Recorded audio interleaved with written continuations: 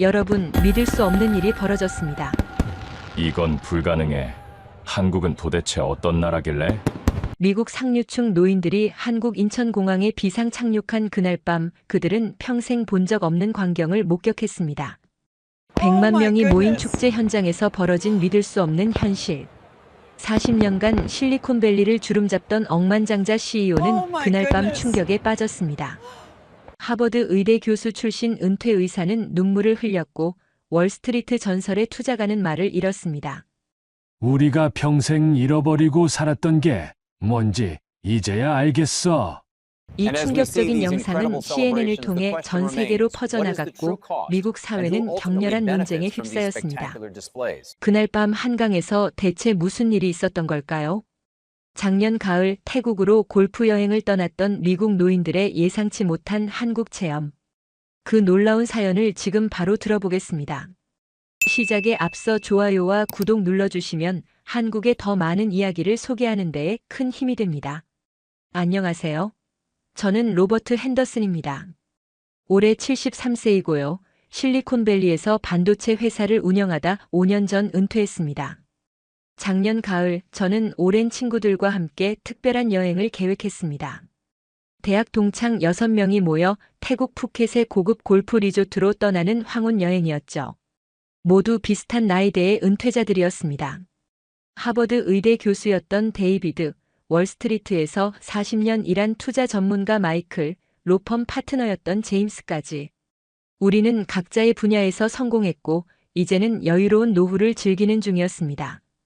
로스앤젤레스 공항에서 출발한 전세기는 쾌적했습니다.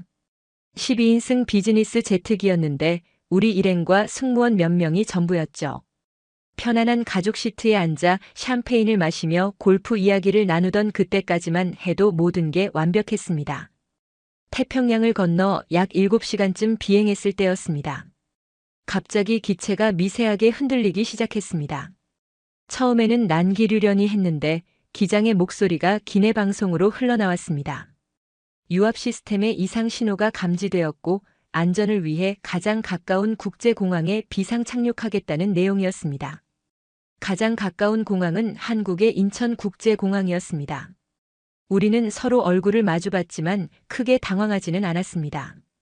이 정도 나이가 되면 웬만한 일에는 놀라지 않게 되거든요. 다만 한국이라는 나라에 대해서는 아는 게 별로 없었습니다. K-팝이니 삼성이니 하는 것들을 뉴스에서 본 적은 있지만 직접 가본 적은 없었죠. 비행기는 안전하게 인천공항에 착륙했습니다. 공항 관계자들이 신속하게 대응했고 우리는 입국 심사를 거쳐 대기실로 안내받았습니다. 항공사 측에서는 기체 점검에 최소 12시간에서 15시간이 걸릴 거라고 했습니다. 다음 날 오후쯤 다시 출발할 수 있을 거라는 설명이었죠. 공항 직원이 정중하게 물었습니다.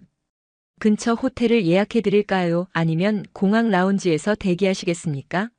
우리는 당연히 호텔을 선택했습니다. 73세 노인이 공항 의자에서 밤을 새울 수는 없는 노릇이니까요. 공항에서 호텔까지 가는 차 안에서 저는 창밖을 바라봤습니다. 깔끔하게 정비된 도로, 질서정연하게 달리는 차들, 현대적인 건물들이 눈에 들어왔습니다. 생각보다 훨씬 발전된 도시였습니다. 솔직히 말하자면 저는 아시아 국가들에 대해 편견이 있었습니다. 미국보다는 못할 거라는, 어딘가 불편하고 낙후되어 있을 거라는 선입견 말이죠. 호텔에 도착했을 때는 저녁 6시쯤이었습니다. 체크인을 마치고 방에 짐을 풀었습니다. 동료들은 피곤하니 방에서 쉬겠다고 했지만 저는 잠이 오지 않았습니다. 시차 적응도 안 된 상태였고 뭔가 답답한 기분이 들었죠. 로비로 내려가 컨시어지 데스크에 물었습니다. 이 근처에 저녁에 구경할 만한 곳이 있냐고요. 젊은 직원이 환하게 웃으며 대답했습니다. 오늘 한강에서 세계 불꽃 축제가 열린다고 했습니다. 여의도까지는 차로 30분 정도 거리이고 세계 각국의 불꽃팀들이 참가하는 큰 행사라고 설명했죠. 100만 명 정도가 모일 거라는 말도 덧붙였습니다. 100만 명이라는 숫자에 저는 속으로 코웃음을 쳤습니다. 미국에서 그 정도 인파가 모이면 어떤 일이 벌어지는지 너무나 잘 알고 있었거든요. 라스베이거스 음악축제에서는 총기 난사로 58명이 목숨을 잃었습니다. 보스턴 마라톤에서는 폭탄 테러로 수백 명이 다쳤죠. 미국에서 축제는 위험과 긴장의 다른 이름이었습니다. 하지만 달리 갈 곳도 없었고 호기심도 생겼습니다. 한국 사람들이 100만 명이나 모이는 축제를 어떻게 치르는지 한번 보고 싶었죠. 혹시 아수라장이 되는 걸 보게 될지도 모른다는 생각도 들었습니다. 그래서 택시를 타고 한강으로 향했습니다. 택시 기사는 영어를 거의 못했지만 친절했습니다. 여의도 한강공원이라고 말하자 고개를 끄덕이며 출발했죠. 차창 밖으로 서울의 야경이 펼쳐졌습니다. 고층 빌딩들 사이로 한강이 보였고 강변을 따라 이미 수많은 사람들이 모여 있었습니다. 가까워질수록 인파가 많아졌습니다. 저는 긴장하기 시작했습니다. 미국 같았으면 지금쯤 경찰 헬기가 상공을 맴돌고 무장 경비가 곳곳에 배치되어 있을 겁니다. 사람들은 초조하게 가방 검사를 받고 금속 탐지기를 통과하며 서로를 의심하는 눈빛으로 바라볼 겁니다. 하지만 한강은 달랐습니다. 택시에서 내려 강변으로 걸어가는데 사람들의 표정이 편안했습니다. 가족 단위로 돗자리를 펴고 앉아 있었고 아이들이 뛰어놀고 있었으며 연인들이 손을 잡고 산책하고 있었죠. 그 어디에도 긴장감이나 두려움은 보이지 않았습니다. 저는 그때 생각했습니다. 아직 축제가 시작 전이라 저렇게 여유로운 거겠지. 곧 사람들이 더 몰리면 상황이 달라질 거라고요. 하지만 제 예상은 완전히 빗나가게 됩니다. 강변에 도착했을 때 저는 제 눈을 의심했습니다. 이미 수십만 명이 자리를 잡고 있었는데 그 많은 사람들이 질서정연하게 앉아 있었습니다. 미국 같았으면 벌써 밀치고 소리 지르고 싸우는 사람들이 있었을 겁니다. 하지만 여기는 달랐습니다. 저는 천천히 인파 사이를 걸었습니다. 돗자리마다 가족들이 옹기종기 모여 앉아 치킨과 피자를 나눠 먹고 있었습니다. 아이들은 뛰어놀았지만 다른 사람의 자리를 침범하지 않았고 어른들은 조용히 이야기를 나누며 축제 시작을 기다리고 있었죠. 1시간쯤 걷다가 저는 벤치에 앉아 쉬기로 했습니다. 다리가 아팠거든요. 73세 노인이 이렇게 오래 걷는 건 무리였습니다. 벤치에 앉아 주변을 둘러보는데 옆자리에 한 중년 부부가 앉았습니다. 그들은 큰 가방에서 김밥과 과일을 꺼내 먹기 시작했습니다. 저는 그냥 앉아서 쉬고 있었는데 그 부인이 갑자기 제게 김밥 한 줄을 내밀었습니다. 처음에는 당황스러웠습니다. 미국에서는 낯선 사람이 음식을 건네는 일이 거의 없거든요. 부인은 간단한 영어로 말했습니다. 한국 음식입니다. 맛있어요. 드세요. 저는 정중하게 거절하려 했지만 그 부부의 눈빛이 너무 순수했습니다. 진심으로 나눠주고 싶어하는 마음이 느껴졌죠. 결국 저는 김밥을 받았고 한 입 베어 물었습니다. 놀랍게도 맛있었습니다. 밥과 야채 그리고 뭔가 짭짤한 것들이 어우러져 입안에서 조화를 이뤘죠. 저는 고맙다고 인사했고 그 부부는 환하게 웃으며 고개를 끄덕였습니다. 그리고는 자기들끼리 다시 이야기를 나누기 시작했습니다. 아무런 대가도 아무런 조건도 없이 그냥 나눠준 것이었습니다. 그때 갑자기 뒤쪽에서 비명소리가 들렸습니다. 저는 깜짝 놀라 뒤를 돌아봤습니다. 미국에서 비명소리는 총성이나 폭력을 의미하니까요. 심장이 빠르게 뛰기 시작했고 본능적으로 몸을 낮췄습니다. 하지만 상황은 전혀 달랐습니다. 한 젊은 엄마가 필사적으로 주변을 둘러보며 소리치고 있었습니다. 아이를 잃어버린 것이었습니다. 5살쯤 되어 보이는 남자아이가 화장실을 간다고 하고는 돌아오지 않았다고 했습니다. 저는 그 순간 최악을 생각했습니다. 미국 같았으면 유괴나 인신매매를 의심해야 하는 상황이었으니까요. 엄마의 얼굴은 창백했고 아빠는 손을 부들부들 떨며 사람들 사이를 헤집고 다녔습니다. 그런데 놀라운 일이 벌어졌습니다. 주변 사람들이 일제히 움직이기 시작한 것입니다. 마치 군대처럼 조직적이었지만 명령을 내리는 사람은 없었습니다. 그냥 자연스럽게 마치 오래전부터 연습한 것처럼 움직였죠. 청년들은 재빨리 강변 쪽으로 달려갔고 중년 남성들은 화장실 근처를 수색하기 시작했습니다. 여성들은 엄마를 진정시키며 아이의 특징을 물었고 누군가는 즉시 휴대폰으로 신고를 했습니다. 제가 가장 놀란 건 그 다음이었습니다. 하늘에서 드론 소리가 들렸습니다. 위를 올려다보니 여러 대의 드론이 낮게 날면서 인파를 촬영하고 있었습니다. 나중에 알고 보니 이건 서울시에서 운영하는 안전관리 시스템이었습니다. 인공지능이 실시간으로 인파 밀집도를 분석하고 위험 상황을 감지하는 시스템이라고 했죠. 그 드론이 실종 아동 찾기에도 투입된 것입니다. 파란색 모자를 쓴 아이를 찾고 있다는 정보가 입력되자 드론의 카메라가 인파를 스캔하기 시작했습니다. 동시에 안전요원들이 현장에 도착했습니다.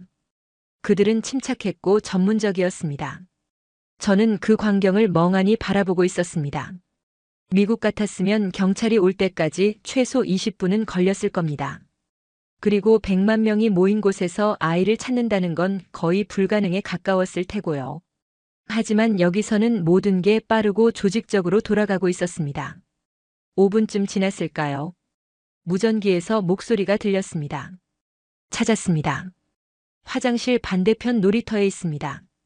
안전요원이 재빨리 그쪽으로 달려갔고 사람들은 자연스럽게 길을 터주었습니다. 아무도 밀치지 않았고 아무도 구경하려고 몰려들지 않았습니다. 잠시 후 요원이 아이를 안고 돌아왔습니다.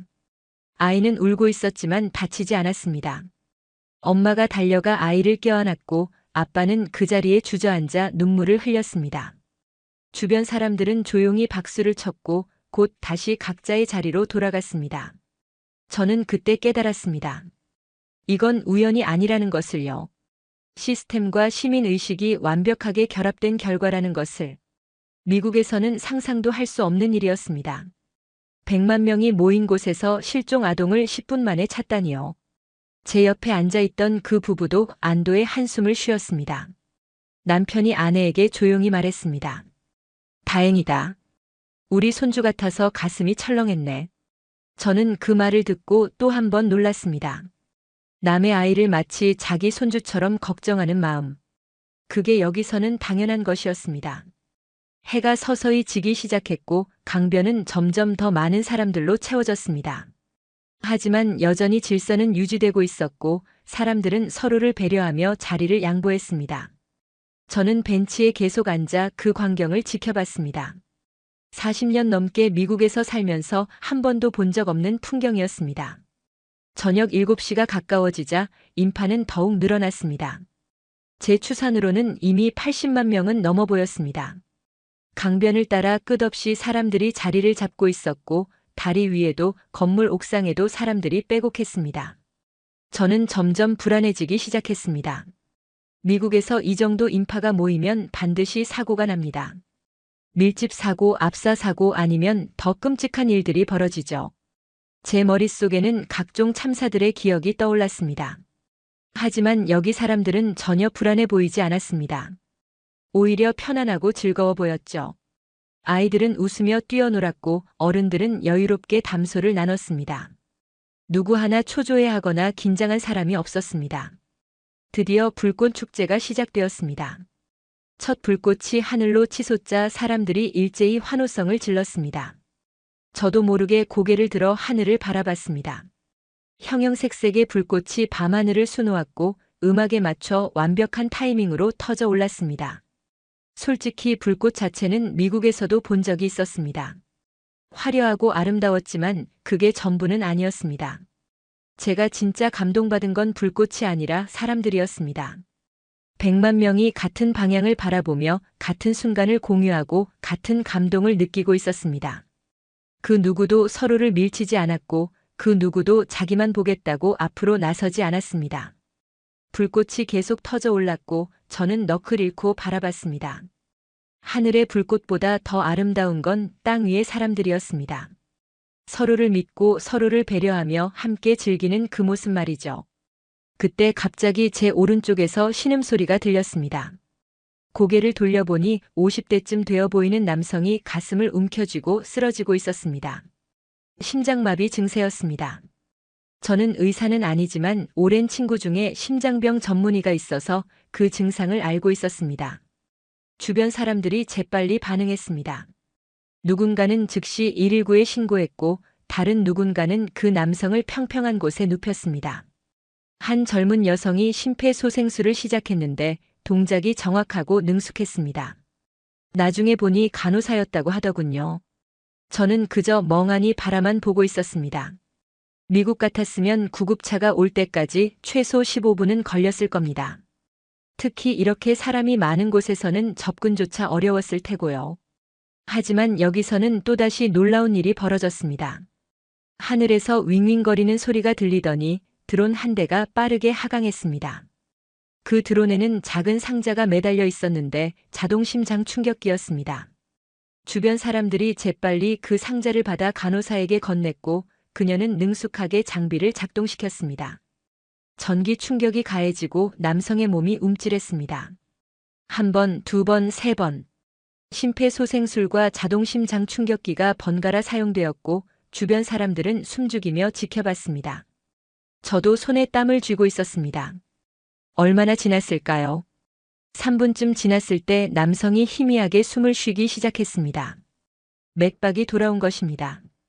주변 사람들 사이에서 안도의 한숨이 터져나왔고 누군가는 조용히 박수를 쳤습니다. 곧이어 구급대원들이 도착했습니다. 놀랍게도 신고 후 5분밖에 걸리지 않았습니다. 사람들이 자연스럽게 길을 터주었고 구급대원들은 신속하게 환자를 들것에 옮겼습니다.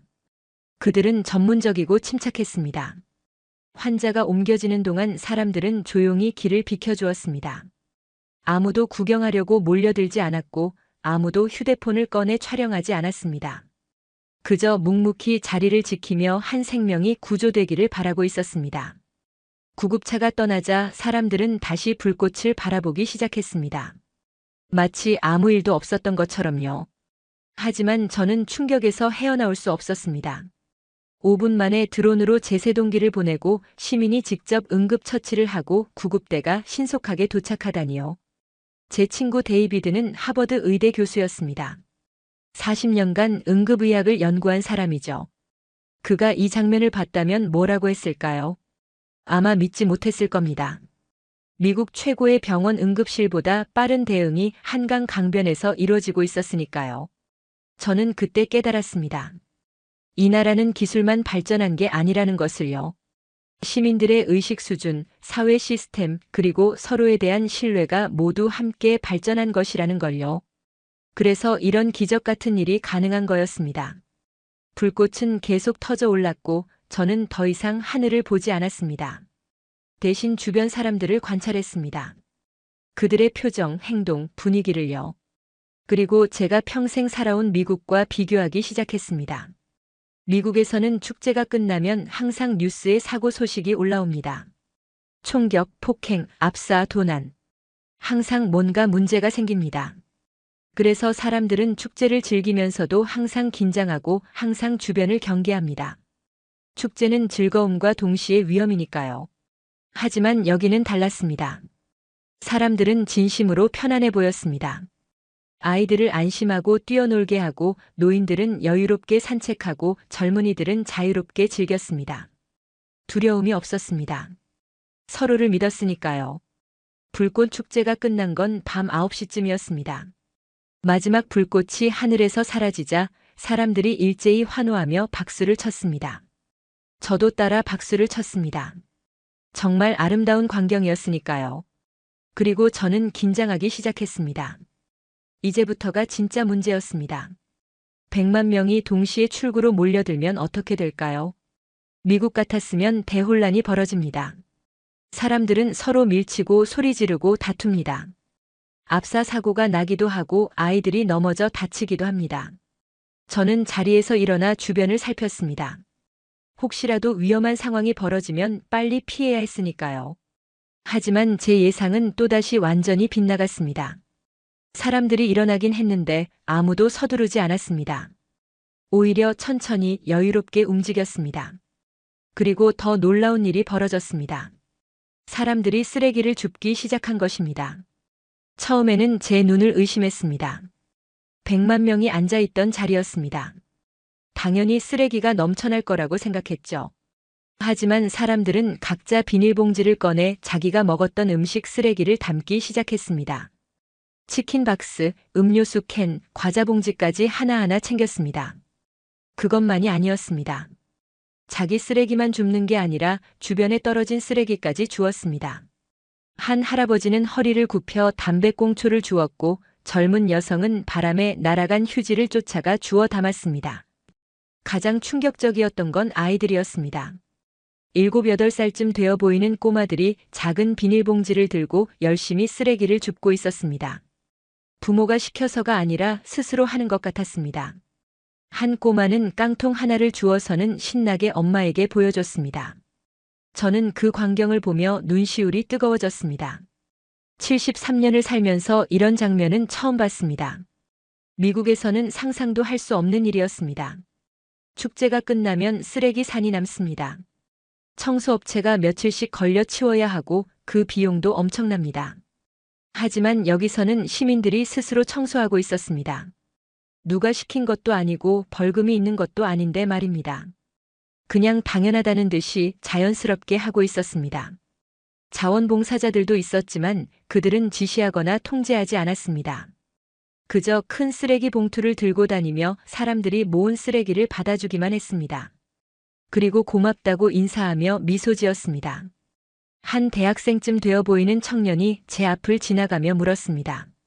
쓰레기 있으세요? 저는 당황해서 아니라고 했습니다. 사실 제 주머니에 사탕 껍질이 하나 있었는데 너무 부끄러워서 말하지 못했습니다. 그 청년은 웃으며 지나갔고 저는 몰래 주머니에서 껍질을 꺼내 근처 쓰레기통에 버렸습니다. 30분쯤 지났을까요? 제가 서 있던 자리 주변이 깨끗해지기 시작했습니다. 아까만 해도 수천 명이 앉아 있던 곳이었는데 이제는 쓰레기 하나 보이지 않았습니다. 심지어 잔디도 눌려 있지 않았습니다. 사람들이 조심스럽게 앉아 있었던 거죠. 저는 믿을 수 없어서 무릎을 꿇고 잔디를 만져봤습니다. 정말로 깨끗했습니다. 작은 휴지 조각 하나, 담배꽁초 하나 없었습니다. 100만 명이 몇 시간 동안 앉아 있었던 곳이라고는 믿기지 않을 정도였습니다. 저는 천천히 강변을 걸으며 주변을 둘러봤습니다. 어디를 가도 마찬가지였습니다. 사람들은 조용히 쓰레기를 챙기고 분리수거를 하고 서로 양보하며 출구로 향했습니다. 아무도 서두르지 않았고 아무도 밀치지 않았습니다. 한 외국인 관광객이 제 옆을 지나가며 혼잣말을 했습니다. 믿을 수가 없어. 이게 진짜야? 저도 같은 생각이었습니다. 이게 과연 현실일까? 꿈을 꾸는 건 아닐까? 미국에서 40년 넘게 기업을 경영하며 저는 많은 것을 배웠습니다. 효율, 생산성, 경쟁력. 그런 것들이 성공의 핵심이라고 믿었죠. 하지만 오늘 밤 한강에서 본 것은 그런 게 아니었습니다. 신뢰였습니다. 서로를 믿는 마음. 내 이웃이 나를 해치지 않을 거라는, 우리가 함께 살아가고 있다는 그 믿음. 그게 이 모든 것을 가능하게 만들었습니다. 기술이나 시스템이 아니라 사람과 사람 사이의 신뢰 말입니다. 저는 그때 깨달았습니다. 미국이 잃어버린 게 무엇인지를요. 우리는 너무 오랫동안 서로를 의심하며 살아왔습니다. 총을 사고 경비를 고용하고 담을 높이 쌓으면서 살았습니다. 이웃을 잠재적 위험으로 봤고 타인을 믿지 못했습니다.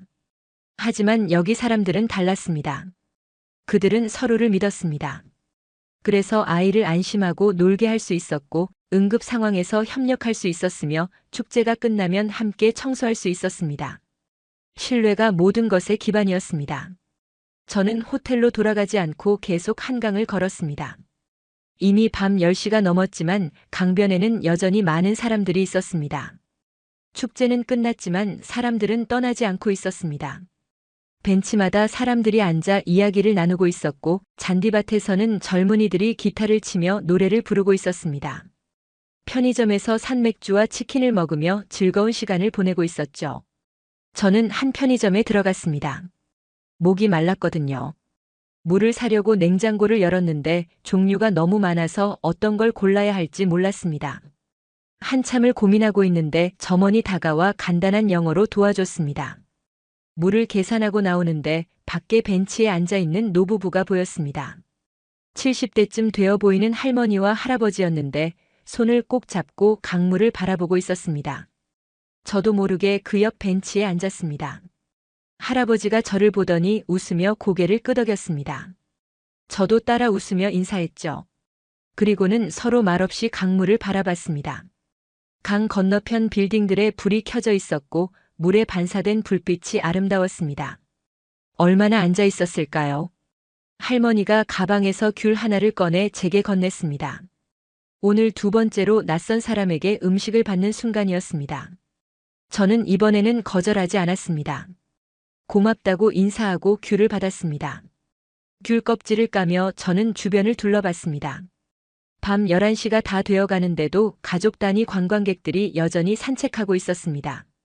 어린아이를 데리고 나온 부부도 있었고 유모차를 끌고 다니는 젊은 엄마도 보였습니다. 미국 같았으면 상상도 못할 일이었습니다. 밤 11시에 도심 한복판 공원에서 아이와 산책한다고요? 그건 자살 행위나 마찬가지입니다. 강도를 만날 수도 있고 총격 사건에 휘말릴 수도 있습니다. 미국에서 밤은 위험의 시간입니다. 하지만 여기는 달랐습니다. 사람들은 전혀 두려워하지 않았습니다.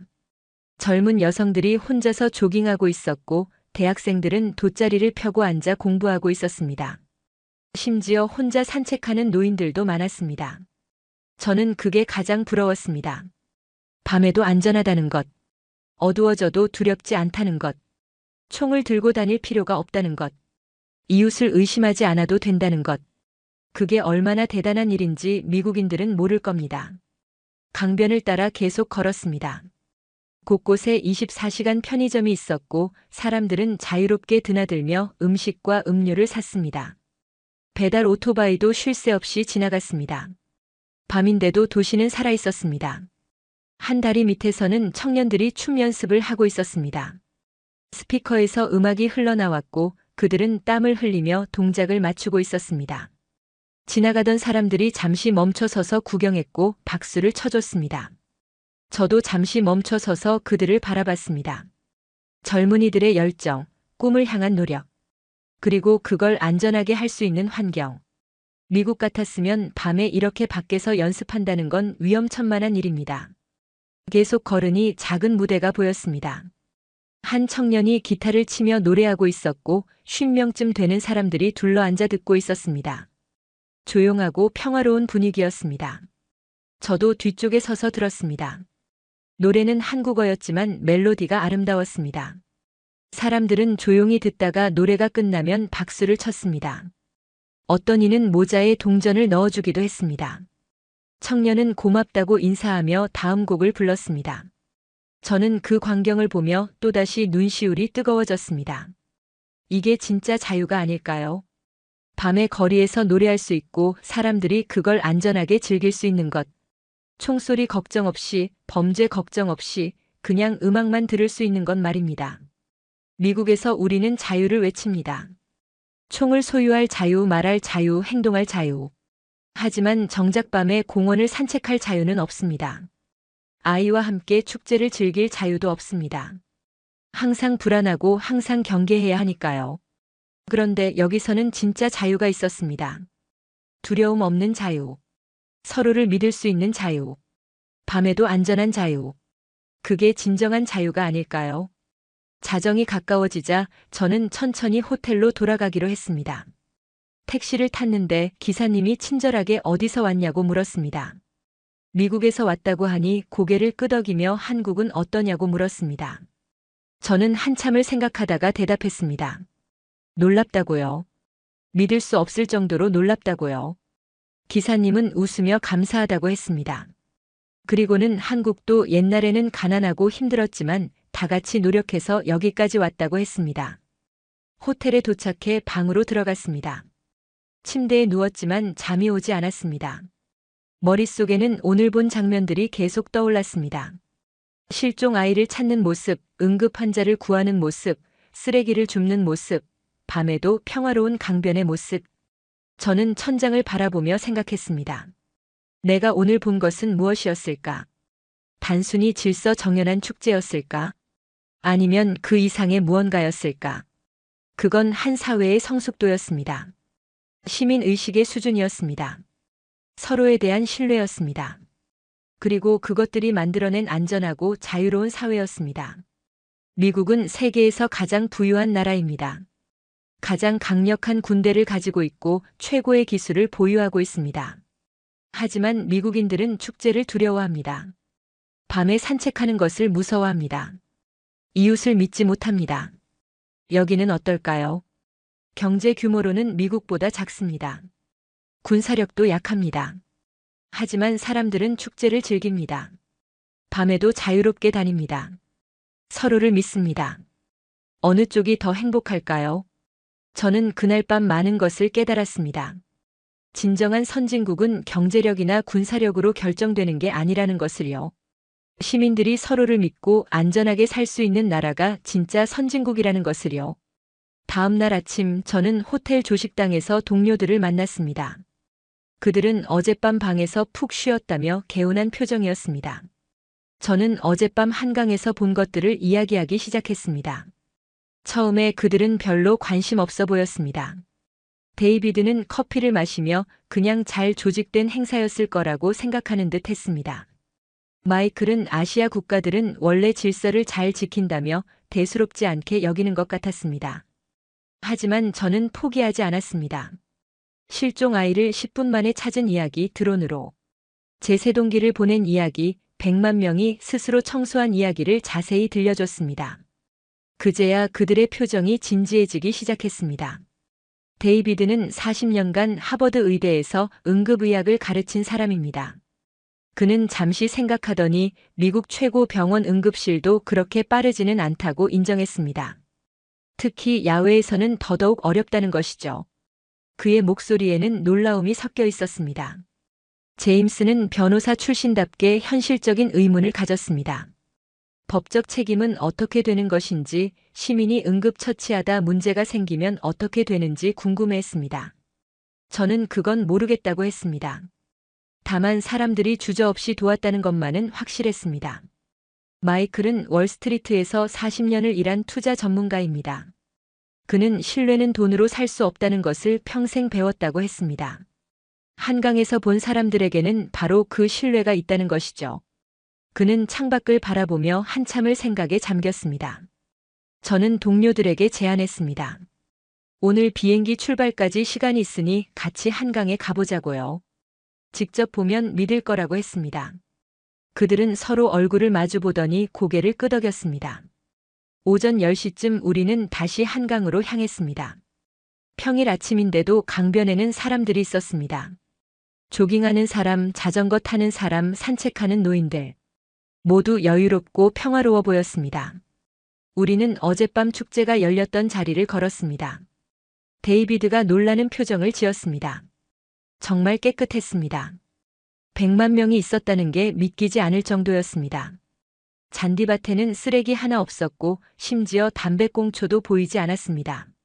한 벤치에 앉아 쉬고 있는데 조깅하던 중년 남성이 다가와 물 한 병을 건넸습니다. 외국인이라 목마를 것 같다는 의미였습니다. 우리는 당황했지만 고맙게 받았습니다. 낯선 사람에게 물을 받는다는 것, 미국에서는 상상도 할 수 없는 일이었습니다. 제임스는 작은 목소리로 중얼거렸습니다. 뉴욕에서는 절대 일어날 수 없는 일이라고요. 낯선 사람이 물을 주면 오히려 의심부터 하게 된다고요. 우리는 씁쓸하게 웃었습니다. 그게 미국의 현실이니까요. 계속 걸으니 작은 놀이터가 있었습니다. 아이들이 뛰어놀고 있었는데 엄마들은 벤치에 앉아 편하게 수다를 떨고 있었습니다. 아이들을 예의주시하지 않아도 될 만큼 안전하다는 의미였죠. 마이클은 한숨을 쉬었습니다. 자신의 손녀는 놀이터 갈 때마다 반드시 어른이 따라가야 한다고 했습니다. 혼자 보낼 수가 없다고요. 유괴나 총격 사건이 너무 많아서라고 했습니다. 그의 목소리에는 깊은 슬픔이 묻어났습니다. 우리는 편의점에 들어가 간식을 샀습니다. 계산대에서 점원이 친절하게 웃으며 인사했습니다. 영어는 서툴렀지만 최선을 다해 도와주려 했습니다. 우리가 나오자 다음 손님이 들어왔는데 점원은 똑같이 밝게 웃으며 맞이했습니다. 데이비드가 감탄했습니다. 서비스 정신이 대단하다고요. 저 웃음이 진짜 같다고요. 억지로 웃는 게 아니라 진심으로 기쁜 것 같다고 했습니다. 저도 그렇게 느꼈습니다. 여기 사람들은 일하면서도 행복해 보였습니다. 강변 카페에 앉아 커피를 마시며 우리는 긴 이야기를 나눴습니다. 어제 본 것들, 오늘 느낀 것들, 그리고 미국과의 차이점들에 대해서요. 대화는 자연스럽게 우리가 잃어버린 것들로 이어졌습니다. 제임스는 미국이 자유를 외치지만 정작 자유롭지 못하다고 했습니다. 총을 가질 자유는 있지만 총 없이 살 자유는 없다는 것이죠. 아이러니하다는 표현을 썼습니다. 아무도 반박하지 않았습니다. 다들 같은 생각이었으니까요. 마이클은 평생 돈을 벌었다고 했습니다. 억만장자가 됐지만 밤에 공원 산책 한번 제대로 해본 적이 없다고요. 강도를 만날까봐, 총을 맞을까봐 두려웠다고 했습니다. 이게 과연 성공한 인생인지 의문이 든다고 했습니다. 그의 눈에는 회한이 어려 있었습니다. 데이비드는 의학적 관점에서 설명했습니다. 스트레스가 가장 큰 질병의 원인이라고요. 현대 미국인들은 항상 스트레스 속에 산다고 했습니다. 불안, 두려움, 의심이 우리를 병들게 한다고요. 하지만 한국 사람들은 달라 보인다고 했습니다. 편안해 보인다고요. 저는 어제 본 노부부 이야기를 했습니다. 밤 11시에 강변 벤치에 앉아 손잡고 있던 그 부부 말입니다. 70대쯤 되어 보이는데 전혀 두려워하지 않았다고요. 그냥 평화롭게 강물을 바라보고 있었다고 말했습니다. 우리는 한참을 말없이 앉아 있었습니다. 각자 생각에 잠긴 채로요. 73년을 살면서 우리는 많은 것을 성취했습니다. 돈, 명예, 지위. 하지만 정작 중요한 것은 놓치고 살았던 게 아닐까 하는 생각이 들었습니다. 점심시간이 다가오자 우리는 근처 식당에 들어갔습니다. 한식당이었는데 메뉴판을 보고도 뭘 시켜야 할지 몰랐습니다. 주인 아주머니가 영어로 설명해 주려 했지만 쉽지 않았습니다. 그때 옆 테이블에 앉았던 대학생이 다가와 도와줬습니다. 메뉴를 하나하나 설명해 주고 외국인들이 먹기 좋은 것을 추천해 줬습니다. 우리는 그의 추천대로 주문했고 정말 맛있었습니다. 식사를 마치고 나오는데 그 학생이 아직 밥을 먹고 있었습니다. 저는 다가가 고맙다고 인사했습니다. 그는 웃으며 별말씀을 다 한다는 표정을 지었습니다. 한국에 온 것을 환영한다는 말도 덧붙였습니다. 우리 4명은 식당을 나와 천천히 강변을 걸었습니다. 아무 말 없이 그냥 걸었습니다. 각자 머릿속으로 많은 생각을 하고 있었을 겁니다. 미국으로 돌아가면 무엇이 기다리고 있을까? 우리는 무엇을 바꿀 수 있을까? 오후 3시쯤 우리는 공항으로 향했습니다. 비행기 출발 시간이 5시였기 때문에 서둘러야 했습니다. 택시를 타고 가는 동안 우리는 계속 창밖을 바라봤습니다. 서울의 거리, 사람들, 풍경을요. 깨끗한 도로, 질서정연한 교통, 친절한 사람들. 겨우 하루 동안 봤지만 강렬한 인상을 남겼습니다. 특히 저에게는 인생을 다시 돌아보게 만든 경험이었습니다.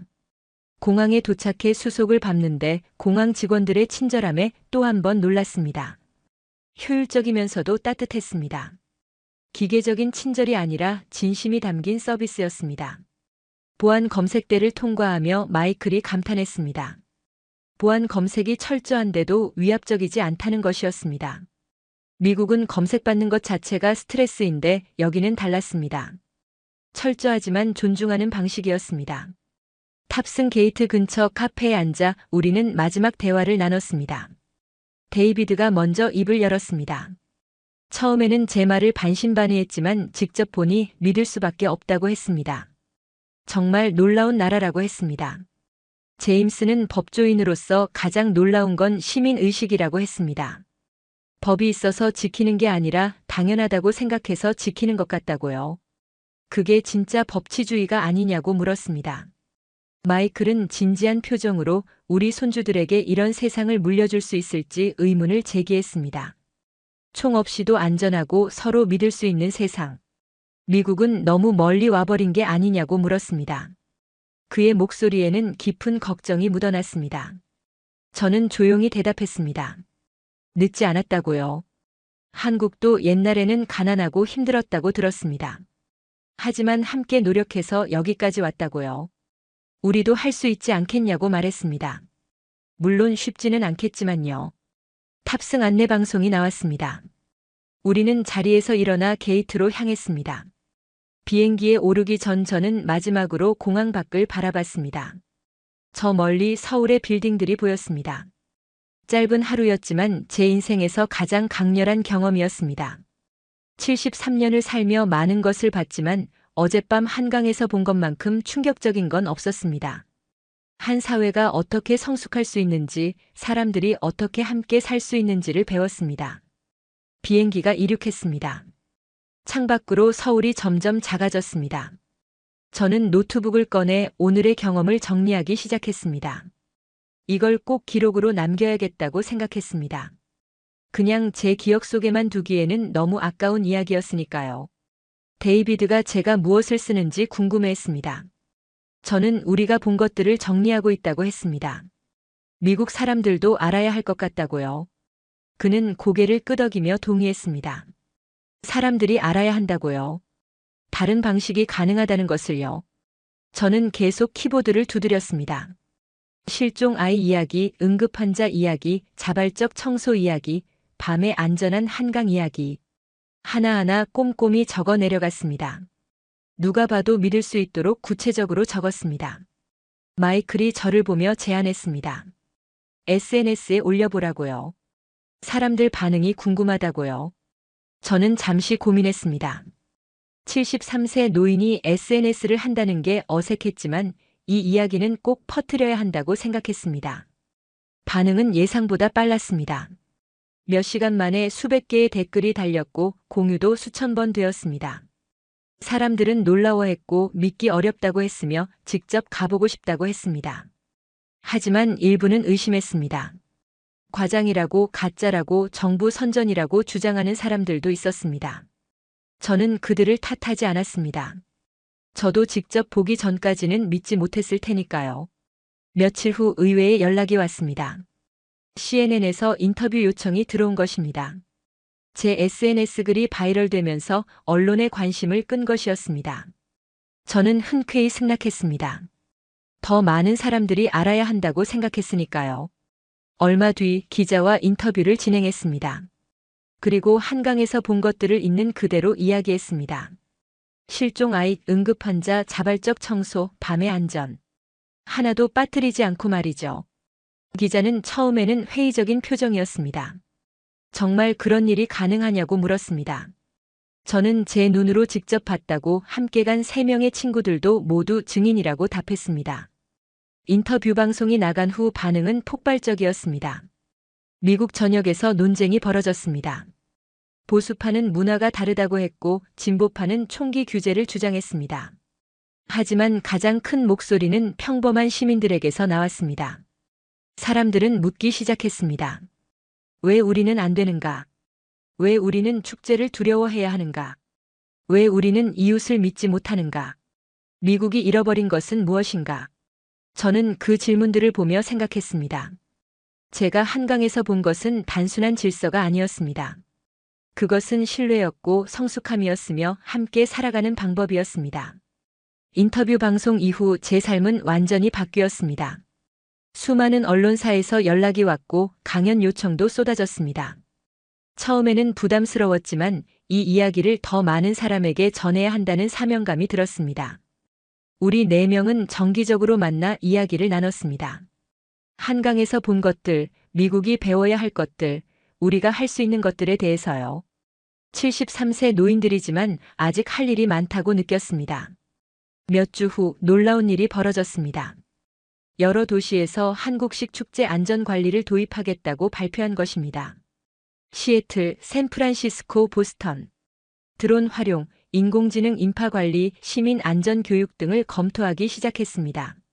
물론 반발도 있었습니다. 보수 진영에서는 문화가 다르다고 주장했고 일부는 감시 사회가 될 거라며 반대했습니다. 하지만 점점 더 많은 사람들이 변화를 원했습니다. 제가 가장 기뻤던 순간은 한 어머니로부터 편지를 받았을 때였습니다. 그녀는 제 이야기를 듣고 용기를 얻어 아이와 함께 동네 축제에 갔다고 했습니다. 5년 만에 처음이었다고요.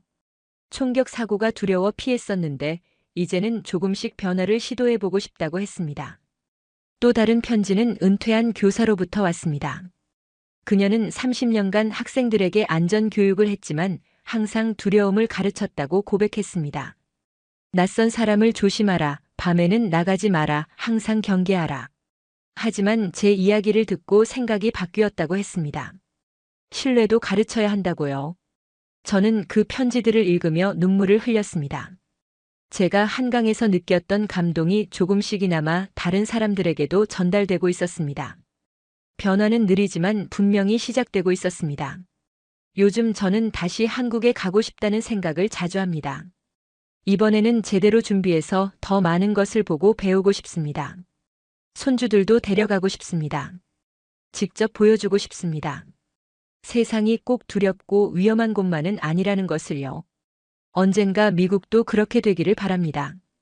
축제가 두려움이 아니라 즐거움이 되는 날, 밤이 위험이 아니라 자유가 되는 날, 이웃이 위협이 아니라 친구가 되는 날을 꿈꿉니다. 오늘 사연은 여기까지입니다. 억만장자를 울린 한강의 밤 스토리 어떠셨나요? 사연의 주인공에게 응원의 댓글을 남겨주세요. 지금까지 감동정거장에서 사연 전해드렸습니다. 사연이 마음에 드셨다면 좋아요와 구독 부탁드립니다. 시청해주셔서 감사합니다.